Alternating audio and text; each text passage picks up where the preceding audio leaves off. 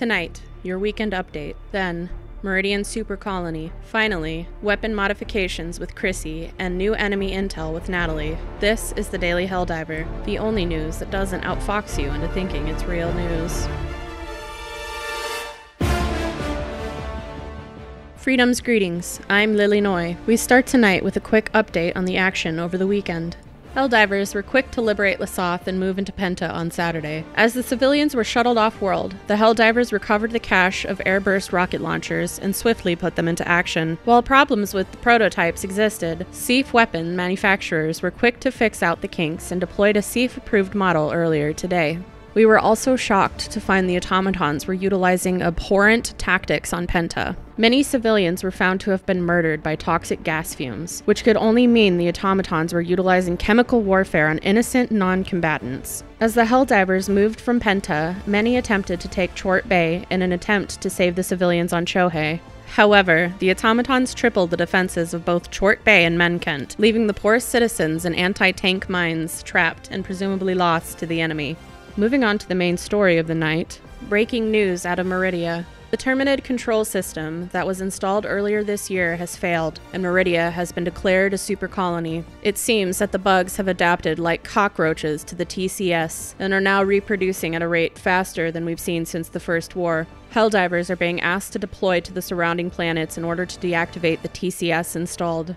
With last week's coverage of troubles on Meridia, it makes sense now that the TCS must be brainwashing poor citizens into believing that Terminids are sentient and deserve proper care. Either way, looks like bugs are back on the menu, divers. What do you think about the TCS situation? Would you like to know more?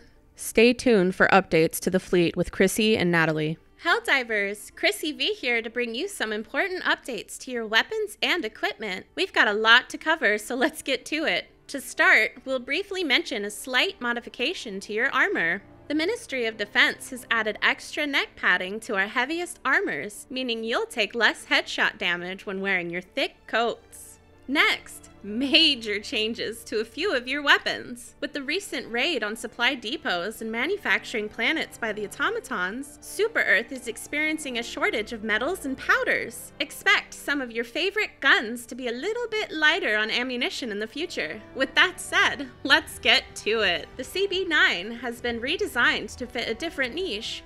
Our engineers have packed slightly less explosives inside each bolt. However, each bolt now packs a larger punch, which increases stagger against your target. Due to its lighter weight, you'll find that the bolts travel at a higher velocity. The LAS-99 Quasar cannon has been heavily purchased across the galaxy. To keep up with the demand, the manufacturers had to change the cooling system to a more streamlined system, which increases the cooldown by roughly 5 seconds. The BR-15 Adjudicator has been reclassified by the SATF as an assault rifle. With that comes some slight manufacturing changes. Full auto is now the primary fire mode.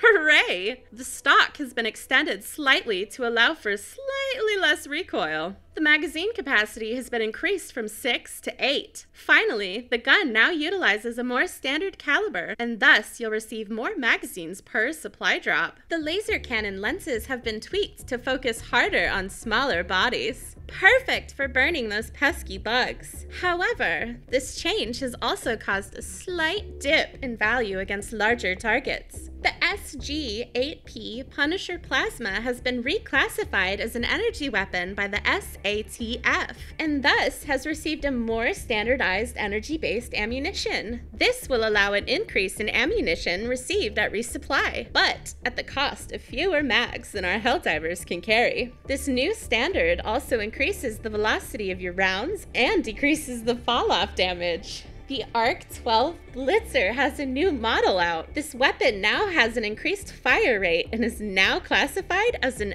energy weapon by the SATF. The R-36 Eruptor rounds have been significantly more expensive to produce. This means Helldivers have been restricted to carrying only 6 magazines instead of the wasteful 12.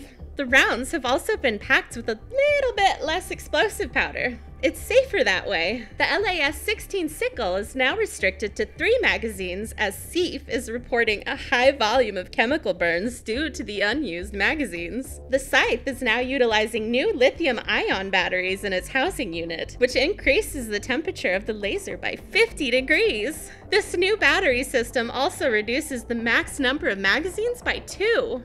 The railgun has a newly magnetized system in place, which increases the penetration power but slightly reduces the stagger force. The MG-101 heavy machine gun is now synced with your SATF-approved HUD, which grants a crosshair and visor when the system detects the weapon. The Diligence line of weapons has received quite the upgrade. The counter sniper has been released with a new caliber, increasing damage dealt to 140. The new profile of the weapon has also improved the ergonomics. The Diligence also has received a new caliber, thus increasing damage to 125. The Redeemer has been reported to be kicking slightly more. The Peacemaker has received a new caliber, granting an increase in damage. Here's one for Cable. The Senator has increased damage thanks to a new caliber and now comes equipped with the speed loader for when you go high noon on baddies. The Dagger has an increased temperature of 200.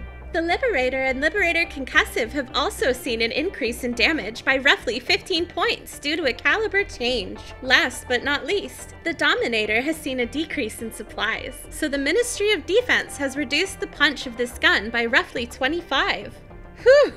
Lots of changes. Here's hoping our editor doesn't just throw a wall of text at you all. Let's move on to equipment. The Guard Dog Rover has its temperature decreased by roughly 30%, down dog, resulting in a slight downgrade of damage. Meanwhile, the Guard Dog has gained a slight increase in damage. The Machine Gun Sentry has a new armor plating which increased its health to match the other sentries. The Tesla Tower is now made of sturdier metals, increasing its health by 33%. And finally, the approved RL-77 Airburst rocket launcher is out for release and has a reduced proxy sensor. Finally, we found a new method of packing your suits with fire-resistant material, decreasing fire damage by 15%. Unfortunately, the bots stole these plans and incorporated it into their suits as well, and the TCS has made bugs just as equally adapted to fire. Now on to Natalie for a new intel briefing.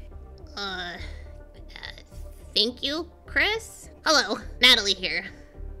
Let's see, bile spewers and nursing spewers are reported to be moving slower now due to the increased birth rate of terminates. So gross, but also yay? The Hulk has been reported to be utilizing server-assisting gear and requires more force to stagger. Boo. The Hulk Scorcher seems to be running cooler, reducing flame damage by 20%. Hooray! The regular Devastator seems to be firing much quicker. Just the regular guys. Gunships have better aerial maneuverability. Boo. Scout Striders seem to have thicker plating, reducing explosive damage. Also boo. Fog Generators have higher health and armor increase. Spore Spewers. Major boo. And it seems that automatons can't fabricate gunships at a high volume, so less are coming out of the airports. Cool! And we've noticed a slight increase in patrols and the less Helldivers that are deployed. The increase is noted as 1/6 to 1/4 increase. So not much. They do say a Helldiver is equal to an army, so I guess the enemies are testing that theory. Well, it's a law, not a theory. Anyways, that's all for my part.